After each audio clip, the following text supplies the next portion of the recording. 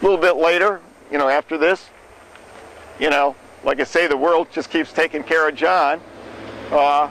Franchise tax lady shows up. Mr. Brailer, at my property. Seems you haven't been paying taxes since 1990, or haven't filed taxes since 97. I says, well, you know, I thought it was 87. I sure wish it was 87. And so I explained this whole thing to her, the conflict, you know, that the government has basically gone rogue on us, that our rights under the Bill of Rights is just now total bullshit. It's totally ignored because it conflicts with their ability to feed their kind on us, and that I will not pay taxes because this is not the government we set up to protect us. This is a rogue government which has usurped absolute power, which are the very structure of our government and the Bill of Rights was intended to prevent. You see, the condition we set up our government with conditional authority. Conditions being to provide the protections as prescribed in the Bill of Rights and the Constitution, one of which is the court shall be of record. And what I'm saying is there's a very simple solution to all this, and that is you make the courts of record. You put video camera, I want a camera from the direction of the jury that'll cover the judge and the witness. I want another one on the prosecutor, so there ain't no question about what he says and what facial expressions, which is a part of of communication. I want one on any evidence area where evidence might be presented. I want one on the evidence table so that there's a record of every document that comes in. There should be 4 DVDs being made at all times in the court, one for the jury if there is one for the court's record, one for each of the parties. So either party can at any time pull their DVD out to review it. I mean, they don't have to stop the trial. They can have, you know, their assistant review it, whatever, to see what kind of tampering the judge is employing to tamper the juries, to disregard the evidence which we might present of the criminal activities being conducted against us by attorneys which are promoted by the judge's protection thereof. I'm saying the system's broke, folk. It's not somewhat broke, it's totally broke. The solution is very simple.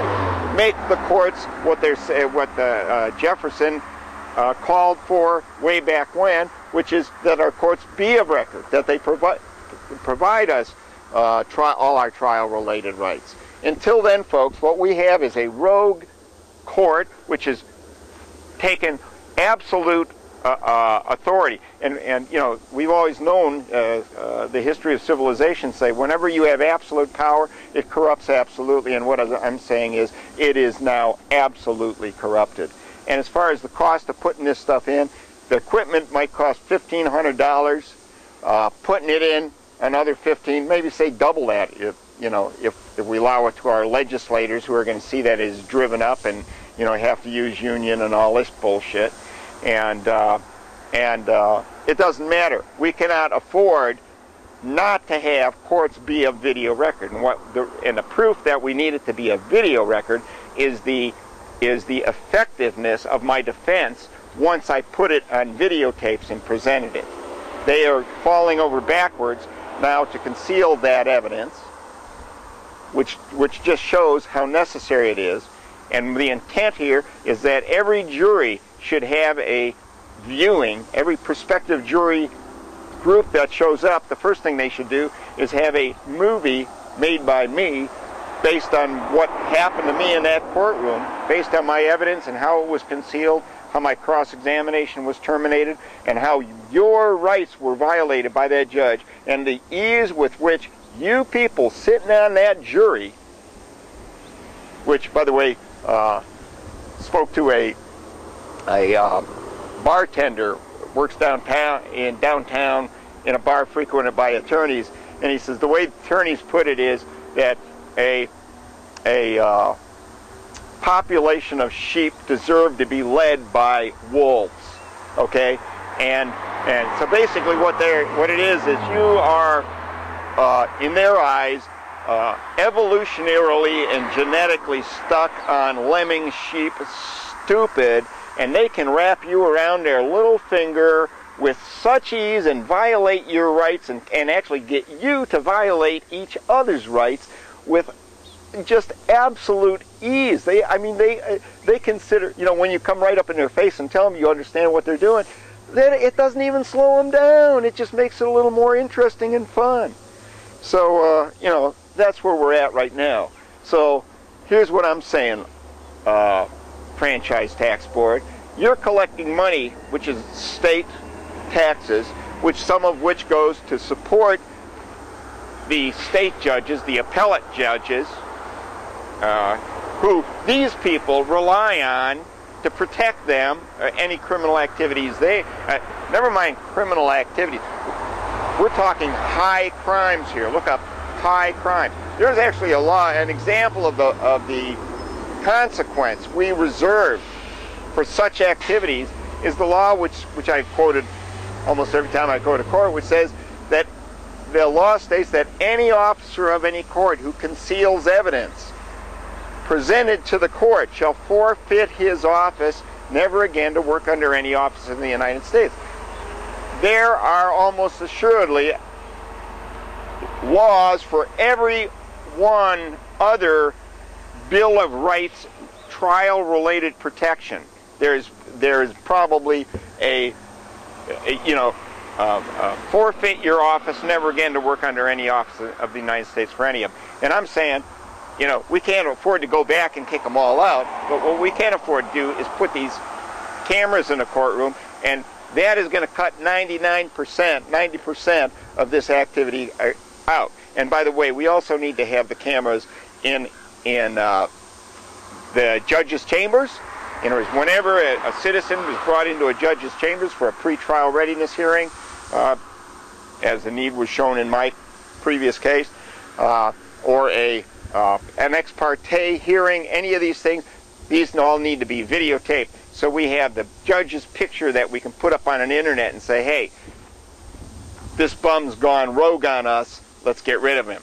And in other words, folks, do you even want your freedom? Because that is the definition of freedom. If you want to define freedom, it's the rights you have to protect yourself from their kind when you go in the court, as was exactly the reason the Constitution and the Bill of Rights were set up the way they were. They were set up mostly by Jefferson, who had gone over to France just previous to the revolution where they killed off the elite, who knew it was coming, and he was associated with them, and they were telling me it was because of the manners in which the courts were basically